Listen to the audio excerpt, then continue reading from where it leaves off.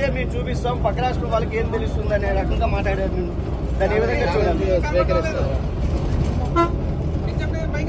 YV Subbareddy గారు అసలు మొట్టమొదట నేను జగన్ రెడ్డి గారు అనడము వాళ్ళకు నచ్చలేదు. సరే, మీకు జగన్ రెడ్డి గారు అని నేను అనడం మీకు నచ్చకపోతే ఇప్పటి నుంచి జగనన్న గారు అనే అందాం, నాకేం అభ్యంతరం లేదు. కానీ వైవి సుబ్బారెడ్డి గారు వాళ్ళు చేసిన డెవలప్మెంట్ ని చూపిస్తామన్నారు. సరే సార్, మీరు చేసిన డెవలప్మెంట్ చూపించండి, మేమంతా సిద్ధంగా ఉన్నాం చూడడానికి. డేట్ టైం మీరు చెప్పినా సరే, మమ్మల్ని చెప్పమన్నా సరే, మీరు చేసిన అభివృద్ధి ఏమిటో చూపించండి. మేమే కాదు, మీడియా వాళ్ళు కూడా వస్తారు, మేధావులు కూడా వస్తారు, ప్రతిపక్ష పార్టీలు కూడా వస్తాయి. మా అందరికీ చూపించండి. మేమందరం కూడా మీరు చేసిన అభివృద్ధి ఏమిటి, మీరు కట్టిన రాజధాని ఎక్కడ, మీరు నడుస్తున్న పెట్రోల్ ఎక్కడ, మీరు కట్టిన పోలవరం ఎక్కడ, మీరు చేసిన డెవలప్మెంట్ కూడా ఆంధ్రప్రదేశ్ లో అందరూ కళ్ళల్లో ఒత్తులు వేసుకొని చూస్తున్నాము, చూపించండి. డేట్ మీరు చెప్పినా సరే, టైం మీరు చెప్పినా సరే, నన్ను చెప్పమన్నా సరే రెడీ. సార్ షర్మిల గారు, అంటే ఏపీలో అభివృద్ధి ఎక్కడా జరగలేదు, మీరు చూపించండి, నేను వస్తాను, ఎక్కడ అభివృద్ధి జరిగిందని సూటిగా. నేను ఆల్రెడీ చెప్పడం జరిగింది. ఆమె కేవలం పక్క రాష్ట్రం నుంచి ఇప్పుడు వచ్చి అభివృద్ధి జరగలేదు అంటుంది. ఒక్కసారి రాష్ట్రంలో జరుగుతున్న అభివృద్ధి కార్యక్రమాలు చూడండి. నిన్న శ్రీకాకుళం జిల్లాలో పోయారు. శ్రీకాకుళం జిల్లాలో మా పార్టీ చేసిన అభివృద్ధి కార్యక్రమాలు మీకు కనపడలేదా? ఉద్దానం ప్రాంతంలో కిడ్నీ రీసెర్చ్ సెంటర్ ఎవరు పెట్టారు? చంద్రబాబు నాయుడు గారు పెట్టారా? కాంగ్రెస్ ప్రభుత్వం పెట్టిందా? అది మా ప్రభుత్వం చేసింది. గత 20 సంవత్సరాల నుంచి ఆ సమస్యపై ఎవరైనా దృష్టి పెట్టారా? అది మేము చేసాం. అట్లానే ప్రతి జిల్లాలో మేము చేసిన అభివృద్ధి కార్యక్రమాలు కనిపిస్తున్నాయి. దానికి ప్రత్యేకంగా అవి చూసి మాట్లాడమని చెప్పాను ఆ రోజు. ఈరోజు అది చెప్తున్నా. ప్రతి జిల్లాలో నువ్వు ఎక్కడెక్కడో జిల్లాలో తిరుగుతున్నారు కాంగ్రెస్ పార్టీలో చేరినాక, మంచి తిరగండి. ప్రతి గ్రామంలో మీరు తిరిగే ప్రతి జిల్లాలో మేము చేసిన అభివృద్ధి కార్యక్రమాలు ప్రతి జిల్లాలో ఉన్నాయి, ప్రతి గ్రామంలో కూడా ఉన్నాయి. గ్రామ సచివాలయాలు స్థాపించే ఆలోచన ఎవరు చేసింది? సుమారుగా 15,000 గ్రామ సచివాలయాలు నిర్మాణం చేసాం. రైతు భరోసా కేంద్రాలు పెట్టాం, హెల్త్ క్లినిక్స్ పెట్టాం, పేదవాడికి వైద్యం ఇంటికాడికి అందించే విధంగా చర్యలు తీసుకుంటున్నాం.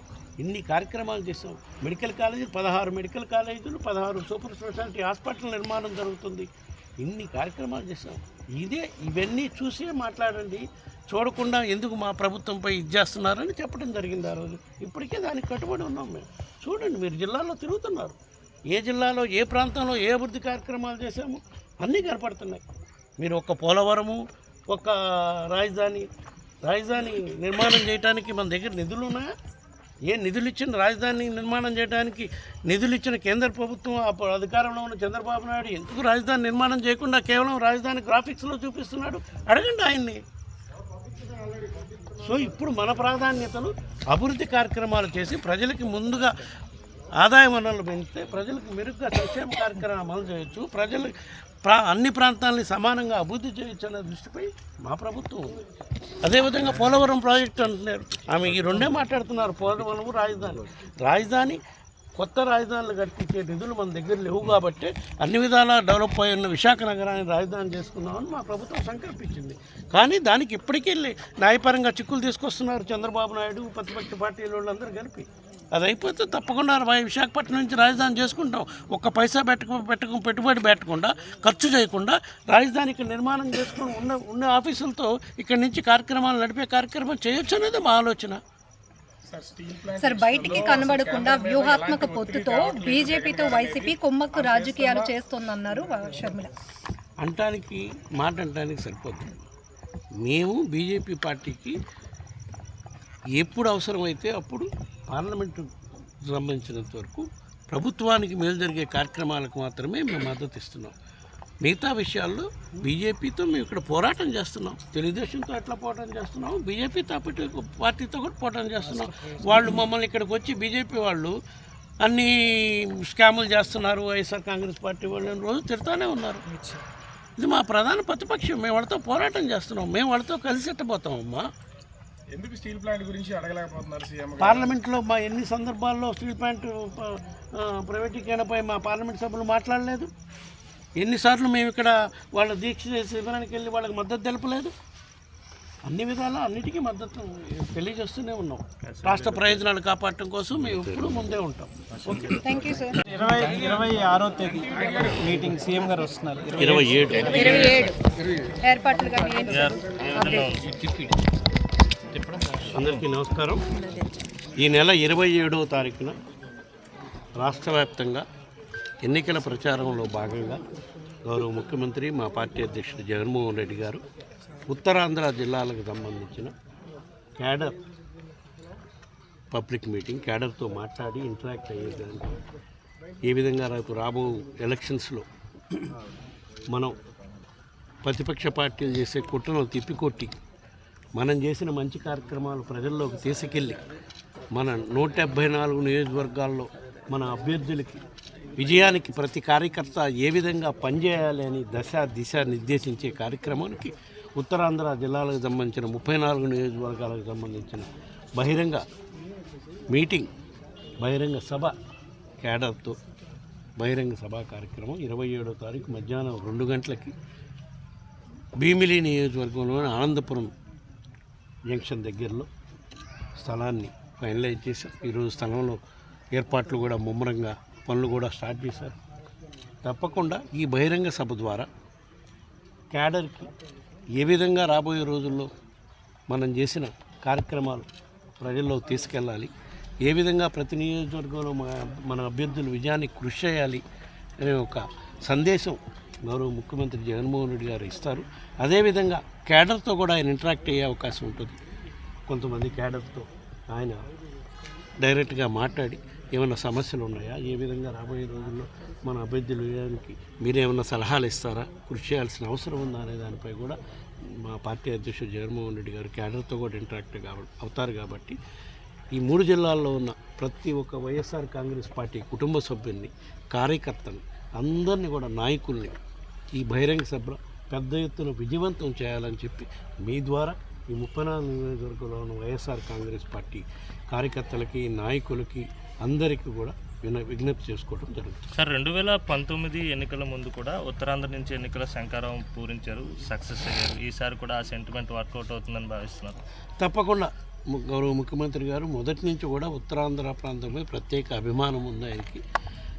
అదేవిధంగా ప్రభుత్వం అధికారంలోకి వచ్చినప్పటి నుంచి కూడా గౌరవ ముఖ్యమంత్రి గారు ఉత్తరాంధ్ర ప్రజలపై ప్రత్యేక అభిమానంతో, ఎందుకంటే ఉత్తరాంధ్రలో అత్యధిక శాతం బీసీలు, గిరిజనులు, దళితులు ఉండే ప్రాంతం కాబట్టి ఈ ప్రాంతం అభివృద్ధిపై గత ప్రభుత్వాల్లో ఏ విధంగా పట్టించుకోకుండా నిర్లక్ష్యం గురి చేశారు. ఈరోజు మా ప్రభుత్వం చేస్తున్న ఈ ప్రాంతంలో చేస్తున్న ప్రత్యేక అభివృద్ధి కార్యక్రమాలు, సంక్షేమ పథకాలే నిదర్శనం అని చెప్పి ఈ సందర్భంగా తెలియజేసుకుంటున్నాం. దానికి ఎగ్జాంపుల్ శ్రీకాకుళం జిల్లా తీసుకుంటే గత ప్రభుత్వంలో కానీ అంతకుముందు ప్రభుత్వంలో ఉన్నోళ్ళు కానీ ఎప్పుడన్నా కిడ్నీ బాధితుల కోసం వాళ్ళకి శాశ్వతంగా వాళ్ళ వ్యాధి నుంచి ఆ ప్రజల్ని కాపాడటం కోసం ప్రత్యేక శ్రద్ధలు తీసుకున్న దాఖలాలు లేవు. అదే మా ప్రభుత్వం అధికారంలోకి వచ్చినాక శ్రీకాకుళం జిల్లా ప్రజలు, ఉద్దానం ప్రాంతంలోని ప్రజల కోసం కిడ్నీ రీసెర్చ్ సెంటర్ పెట్టడమే కాకుండా ఈ కిడ్నీ వ్యాధికి ప్రధాన కారణమైన నీటిని శుద్ధి చేసే నీటిని వాళ్ళకి అందించే కార్యక్రమం చేయడానికి కూడా 250 కోట్లతో శుద్ధి చేసే నీటిని కూడా ప్రతి ఇంటికి అందించే కార్యక్రమం కూడా చేశాం. అదేవిధంగా ఉత్తరాంధ్ర ప్రాంతంలో మెడికల్ కాలేజీ, హాస్పిటల్స్, విజయనగరంలో మెడికల్ కాలేజీ, ఇక్కడ విజయనగరంలో 500 crores హాస్పిటల్, అనకాపల్లి జిల్లా నర్సీపట్నంలో 500 crores హాస్పిటల్, అన్నిటికన్నా గొప్పది శ్రీకాకుళం జిల్లా మాలపేటలో పోర్టు నిర్మాణం సుమారుగా 4,000 కోట్ల రూపాయలు, ఇంటర్నేషనల్ ఎయిర్పోర్ట్ భోగాపురంలో విజయనగరం జిల్లాలో. ఈ విధంగా ప్రతి జిల్లాకి మేము ఇన్ని గొప్ప కార్యక్రమాలు చేశాము. కాబట్టి ఈ ప్రాంతం నుంచే మన విజయానికి ఎక్కువగా అవకాశాలు ఎక్కువ ఉంటాయి. కాబట్టి ఇక్కడి నుంచే ప్రారంభించాలి అని చెప్పి గౌరవ ముఖ్యమంత్రి గారు నిర్ణయించడం జరిగింది. సార్, రాజ్యసభ ఎన్నికల కోసం కొంతమంది రాజీనామాలను ఆమోదిస్తున్నారు, లేకపోతే కొంతమందికి నోటీసులు ఇస్తున్నారు. ఇన్నాళ్ళు లేని చర్య ఇప్పుడు ఎలక్షన్స్ కోసమే చేస్తున్నారని ఒక ఆరోపణ. వాళ్ళు చేసిన కార్యక్రమాలు ఎట్లా ఉన్నాయి? నోటీసులు ఇవ్వడానికి వాళ్ళు ఏ పార్టీ తరఫున గెలిచారు, ఏ పార్టీ తరఫున ఇప్పుడు రాజ్యసభలో ఓటేయాలనుకుంటున్నారు? మొన్న వేశారు కదా ఆల్రెడీ ఎమ్మెల్సీ ఎలక్షన్లో కొంతమంది ఆ విధంగా మా పార్టీ తరఫున గెలిచి అవతల పార్టీకి ఓటేశారు. అటువంటి పరిస్థితి మళ్ళీ పునరావృతం కాకుండా ఉండటం కోసమే ఈ చర్య తీసుకోవడం జరుగుతుంది. రాజీనామా చేసిన వాళ్ళ విషయం అంటారా? రాజీనామా యాక్సెప్ట్ చేసే అధికారం స్పీకర్ గారికి ఎప్పుడూ ఉంటుంది. ఏ రోజైనా యాక్సెప్ట్ చేయొచ్చు. ఓన్లీ థింగ్ ఈజ్ స్పీకర్ ఫార్మేట్లో ఇచ్చారా లేదా, తర్వాత వాళ్ళు కన్సర్న్ ఇచ్చారా లేదా అనేది చూసుకుంటారు. అంటే 3 ఏళ్ళుగా కోల్డ్ స్టోరేజ్లో పెట్టి ఇప్పుడు ఇవ్వడం ఏంటి? 2-3 నెలల ఎలక్షన్ ముందు ఇప్పుడు రాజీనామా ఎప్పుడైతే ఆయనకేమో ఆయన రాజీనామా చేశాడు, ఎప్పుడైతే ఆయనకేమి ఏదో శాసనసభ్యుడిగా ఉన్నాడు ఉంటాడులే అనే ఆలోచన కిందనే ఇది చేశారు. కానీ ఈ రాజీనామా ఇప్పుడు చేసామా ఆ రోజు చేసామా అనేది ఆయనకు సంబంధించిన అంశం కాదు. ఆయన రాజీనామా చేసుకోకముందు ఆలోచించాలి, ఇది ఊరక దీనికోసం చేస్తున్నామా ఇది చేస్తున్నామని. చట్ట ప్రకారం దీని ప్రకారమే ఆయన రాజీనామా ఆయన చేసిన దాన్ని యాక్సెప్ట్ చేయడం జరిగింది. ఎట్లా నెల రోజుల్లో నోటిఫికేషన్ వస్తుంది, ఎలక్షన్స్కి పోతున్నాం, అప్పుడే మళ్ళీ ప్రజలు తీర్పు తీసుకున్నా మళ్ళీ బ్రహ్మాండంగా రావచ్చు చట్టసభల్లోకి. సార్ టీడీపీ జనసేన 28 మేనిఫెస్టోని విడుదల చేస్తున్నారు సార్. మేనిఫెస్టోని ప్రజలు ఎంతవరకు విశ్వసిస్తారని? ఇదివరకు మేనిఫెస్టోలు పెట్టినవన్నీ ఆయన ఏమన్నా అమలు చేస్తుంటే తప్పకుండా ఈసారి కూడా ఆయన మేనిఫెస్టోని ప్రజలు విశ్వసిస్తారు. చేశాడా? మేనిఫెస్టోలో చేసిన అంశాలు మేనిఫెస్టోలో అనేదే వెబ్సైట్ నుంచి తీసేసిన ఘనత అయింది. ఇంకా ఆయన చెప్పే హామీలు ఆయన మేనిఫెస్టోలో పెట్టినవి, ఆయన ఏదో బాండ్ రాసిస్తా అంటే గ్యారంటీ బాండ్, ఆ బాండులకి ఏ విలువ ఉంటుందండి? ఆయన చెప్పిన మాట మీదే నమ్మకం లేదు, ఆయన ఇచ్చే బాండ్ మీద ఏమైనా నమ్మకం ఉంటుంది, ఆయన ఇచ్చే గ్యారంటీ మీద ఏమైనా నమ్మకం ఉంటుంది. ప్రజలు ఆయన డ్రామాలు ఎన్నో చూశారు.